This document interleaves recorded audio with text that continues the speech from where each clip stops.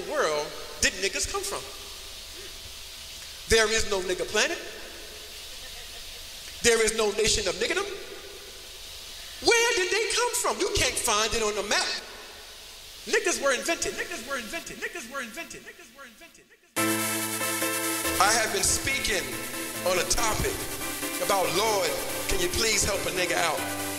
By doing that, people have misunderstood me, and they think that I am a racist, and they think that I am trying to cause division because of the fact that I'm using the Willie Lynch letter. And I've done a lot of study about it. And some people have actually said that this is a fraudulent letter and it didn't exist and it was made up. You got different theories about whether it's true or it's not true. Whether or not the Willie Lynch letter itself was true or it was fraudulent, the practices were true. And what was in that document were how to create a slave. Lord, can you please help a nigga out? Before the Willie Lynch doctrine, there was no such thing as a nigga. They did not exist. There is no country where you can find where they originated from. They were made up so that people would not try to free themselves. If you are in captivity and you outnumber your slave masters and you are strong and powerful, what they wanted to do was they wanted you to continue to work, but they wanted to take your mind. So the Willie Lynch doctrine said, kill the mind and keep the body.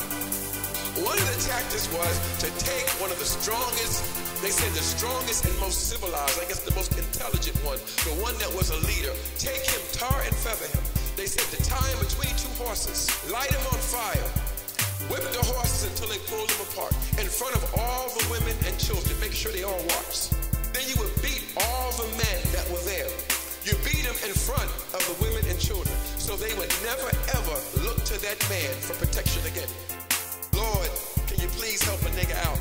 They think it was impossible for him to protect them. The natural course was for them to look to the man to be the leader, to be the patriarch of the family. So you destroy the image of man that God gave that human being, and you put another image in his head. Lord, can you please help a nigga out? Once you put that image in his head, he would no longer try to escape.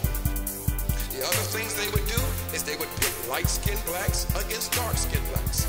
They knew that this was a tactic of divide and conquer. Lord, can you please help a nigga out? They also would tell the women that we will negotiate with you. We will talk to you. We will not talk to the men. When it was time to find out how much food they were going to get, when it was time to find out how much shelter they would get, they would purposely bypass the man and talk to the woman. So they were psychologically independent of men. Lord, can you please help a nigga out? That is why today we are still suffering the residue of women popping their necks and rolling their eyes and sucking their teeth. And we especially have a stereotype of African American women as hard to deal with, hard to talk with, super duper attitude. As a matter of fact, a lot of black women take pride in it. And it is not of God. It causes division in the family. It causes the children not to look up to their fathers. Then they also would never let the men raise the babies. Lord, can you please help a nigga out? The women raised the children. The men made the children. The men's job was to impregnate the women and to impregnate as many women as possible. As a matter of fact, you got rewarded for the amount of women you impregnated. You would get more food. You would garner more money on the auction block. You've heard the term. Look at that big buck. That's a buck right there. You can use him to breed. He's good breeding stock. And they walk around making baby after baby after baby after baby after baby. Because they were never allowed to take care of the children. Psychologically, they never connected with the kids. Lord, can you please help a nigga out? Why would you connect with a child that you can't keep? So you have men who are making babies who are not connected emotionally with the child. I'll make the babies, but I won't take care of the babies. Why? Because the master was taking care of the babies. I'm proud of the fact that I have a lot of babies and I'm not taking care of them. Have you ever seen it on TV? How many kids you got? I got 6. 3 different women. Because it was inbred year after year. Make babies, make babies, make babies, make babies. Lord, can you please help a nigga out? The women were rewarded for having babies. They were rewarded because it made money for the master. If it made more money for the master looked on them favorably. We still have that same mentality now. More babies I get, more money I get. As long as I don't have the man in the house. If the man is in the house, I can't get the money. Man gone, I get the money. So we perpetuate the same cycle. No father, babies. Babies, no father. Now you got a system rewarding you for not being married, rewarding you for producing babies, rewarding you for keeping the man out of the house.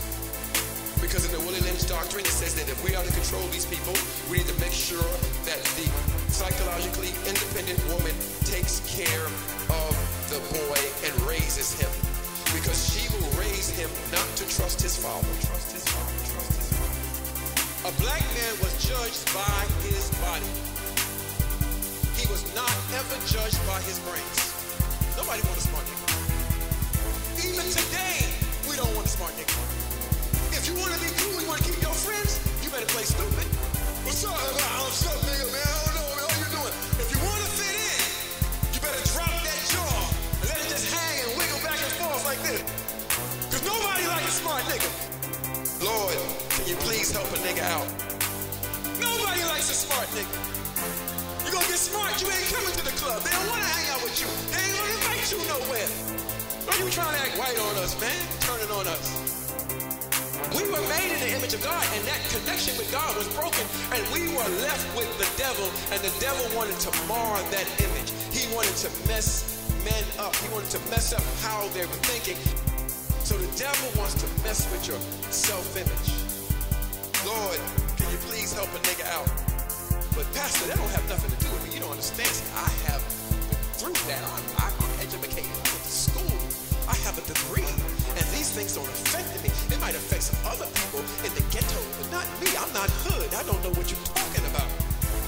If you are walking in Walmart and somebody yells out nigga that happens not to be black, and you turn, guess what? It affects you. Because you don't respond to something you don't think you are. Why are you the only person turned around in the place? There's Koreans in there. There's Chinese people in there. And you're the only one that said, who are you talking about? Why are you talking about me? Pastor, you don't realize, see, that's from your generation. We have embraced that word. Take ownership of that word. What's up, my nigga? What's up, my dog? We've taken ownership on that word. That word is ours. No, it's not. You do not own the word. You just lease it.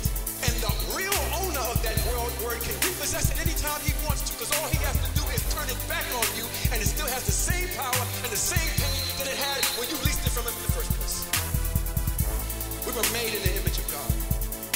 If somebody yelled out, cat, would you move? If they yelled out horse, would you move?